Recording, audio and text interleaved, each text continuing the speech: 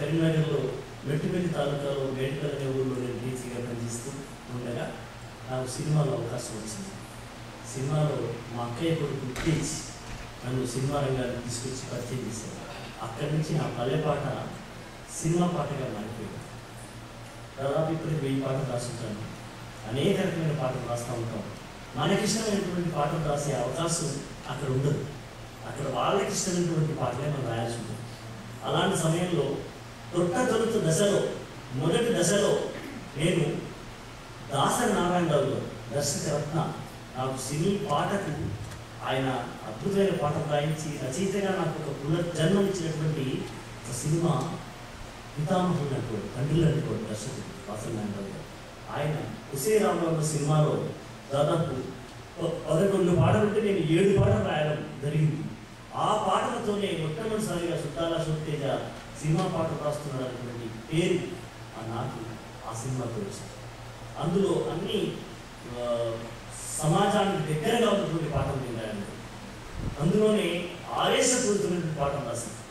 నేను చచ్చిపోతున్నా రేపే 70 పుడతా ఈ ప్రస్థానానికి విప్లవాల దరువవుతా చుమ్మగిల్లకే రావులమ్మ సొమ్మసిల్లకే రావులమ్మ రావులమ్మ ఓ రావులమ్మ ఓ రావులమ్మ ఇలాంటి పాటలు రాసిచ్చింది.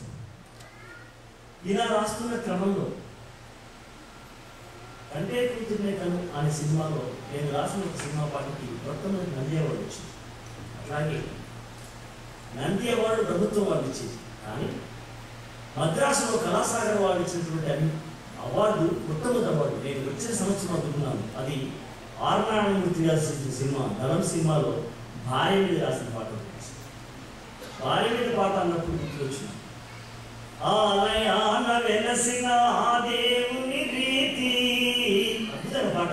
తనయుని వీరునిగా పెంచే తల్లిగా సృష్టించెను ఆ దేవుడు తన కుమారుగా.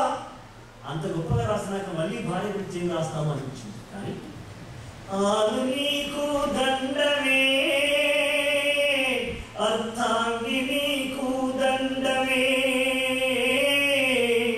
తల్లిదండ్రులను వదిలిపెట్టి అన్నదమ్ముల విడిచివేసి తాని కట్టిన వాని చిటికెన వేలుతోనే నడిచి వచ్చి అత్తమామకు వాడపడుచుకు అందరికి నువ్వు వండి పెట్టి గిన్నెలున్నది ఊడ్చివేసి ఉన్నదే తిన్నట్టు చేసి నిండని కడుపు సగము నీళ్లతోనే నింపినావు హాను నీకు దండమే. ఇది అబ్బాయి. అవును మీరు అంటున్నారు ఎందుకు గిన్నెలలో తినాలి? మా ఆయన డాలర్ సంపాదిస్తున్నాడు, నేను సాఫ్ట్వేర్ ఇంజనీర్ని, మా ఇంటికి ఎందరు వచ్చినా నేను ఎప్పుడు గిన్నె ఊడ్చుకొని తినలేదు అనుకునే అవకాశం ఉంది. కానీ ఉంటుంది. మా సుదేశ్ ఉన్నారు, 5 వస్తున్నారని చెప్తారు వాళ్ళు. మేము ఆవిడ ఎందుకైనా మంచిదని చెప్పేసి నేను నమ్మరాన్ని వాడిద్దరు 5 అని చెప్తాడు అని చెప్పేసి ఆమె 9 పంట చేసింది. కానీ మేము 14 మంది వెళ్ళాము. రాత్రి అవుతుంది, ఆయన తెప్పిస్తున్నాడు, అది తెప్పిమంటాడు, ఇది తినమంటాడు, ఆ ఫ్రై అంటాడు, ఇది అంటాడు, వస్తూ ఉంటుంది. 11 గంటలకు ఒకసారి వంటింట్లోకి వెళ్తాడు. అవును మా అందరికీ బిర్యానీ బాగా పంపించాడు, కానీ నీకేమన్నా ఉందంటే అక్కడేం ఉండదు. అప్పుడు ఆడంటది అసలు పొద్దున్న వంట చేసింది కదయా, అసలు ఈ కడుపులో పెట్టేలాగుంది, అసలు నాకు ఆకలి లేదని ఒక బ్రహ్మాండమైన అబద్ధం ఆడుతుంది తప్ప మళ్ళీ తన కోసం కోడి తెప్పించుకొని బిర్యానీ చేసినటువంటి భార్యని ఈ ప్రపంచంలో మన తెలుగు వాళ్ళకి అసలు లేరని సంగతి నేను సరైన మీకు తెలియజేస్తాను.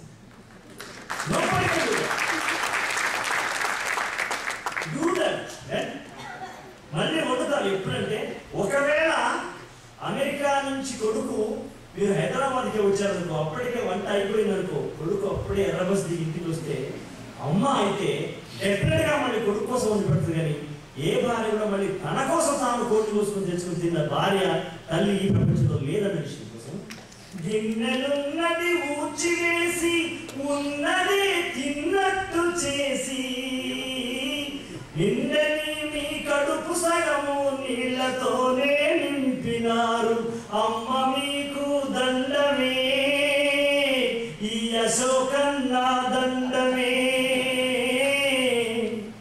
బతుకు ముళ్ళ బాటలోన జతగ స్నేహితురాలవైతివి, కళ్ళ నీళ్ళు తుడిచివేళ తోడబుట్టిన చెల్లెవైతివి. వెనుక ముందు నాడినప్పుడు వెన్ను తట్టిన భార్యవైతివి, పురిటినప్పుడు